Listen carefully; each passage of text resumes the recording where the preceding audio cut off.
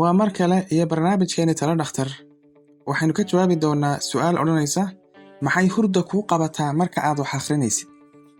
xogo caafimaad oo daah furay sababta keenta hurdada wakhtiga akhriska. qoraalkan ama maqaalkan waxaynu kaga jawaabi doonaa su'aalo la iska weydiiyo oo odhanaysa muxuu qofku u luloodaa marka uu wax akhriska bilaabo. waa cillad ay ka sheegtaan dad badan, waxayna ku timaadaa dhowr arrin oo badankeed khaladku leeyahay qofka wax akhrisanaya. bal marka hore aan ka hadalno siday hurdadu ku timaad marka wax la akhrinayo. qofku markuu wax akhrinayo indhuhu waxay hayaan shaqo muhiim ah, iyagoo sadarada waxa ku qoran indhaha marba dhinac ula raaraaca.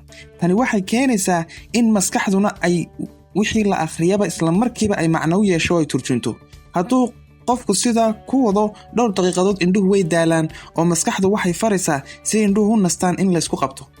halkan ayuuna qof hurdo ku galaa, khaasatan hadduu qofku uu daalan yahay ama sariir wax ku dul akhrisanayo. waa maxay khaladaadka la sameeyo oo hurdada soo dedejiya marka wax la akhrinayo?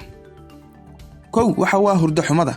qofka aan helin hurdo ku filan ama saamaleelkiisu uu badan yahay badanaa wuxuu ku dhex hurdaa wax akhriska iyo markastuu meel lagu hurdi karo salka dhigo jimicsi la'aanta. hadduu qofku noloshiisa ay u badan tahay nasiino, jimicsi la'aan iyo firfircooni la'aan, akhrisku dhib ayuu ku yihi, si dhaqso ayuu luloodaa. indhadaalka. hadduu qofku indhihiisa ku daaliyo waxyaabo kale sida daawashada tv-ga iyo isticmaalka kombiyuutarka, indhuhu awood uma yeelan karaan in wax la akhriyo, taasina waxay keenaysaa in la luloodo. xilliga wax la akhrinayo, dadka badanaa ku dhex lulooda wax akhrisku waxay wax akhriyaan xilliyo aan munaasib ahayn, sida xilliyada hurdada, duhurkii ama habeenkii. meesha wax lagu akhriyayo waxay qayb ka qaadataa in aad lulooto hurdo aadan ku talagelin. dad baa jecel inay jiif wax ku akhriyaan ama sariir dusheed ama kuraasta qolalka fadhiga la dhigo. ka fogo meelaha hurdadu si dhaqso ah kuugu imaan karto. sidee looga fogaadaa hurdada xilliga wax akhriska? hel hurdo kugu filan, iskana ilaali saamaleelka badan. noqo qof firfircoon oo dhaqdhaqaaq sameeya nolol maalmeedkiisa. ha noqo qof raaxada jecel si aanad u caajisin marka aad hawl qabanaysid.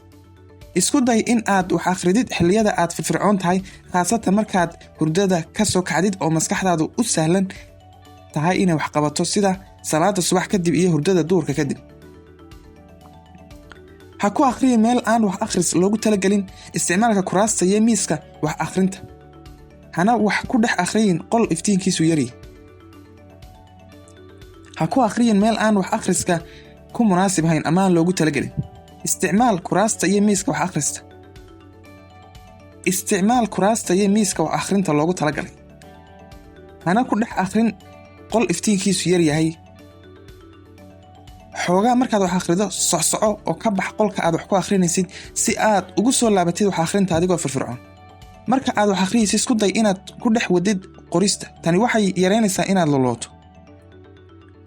haddii adigoo intaas samaynaya aad haddana lulo isku aragtid haddii adigoo intaas sameeyey aad haddana lulo ama hurdo iska kari laadahay, isticmaal xanjo marka aad wax akhriyaysid. tani waxay yaraynaysaa jaaniska inaad hurdo dareento adigoo xanjo rugaya.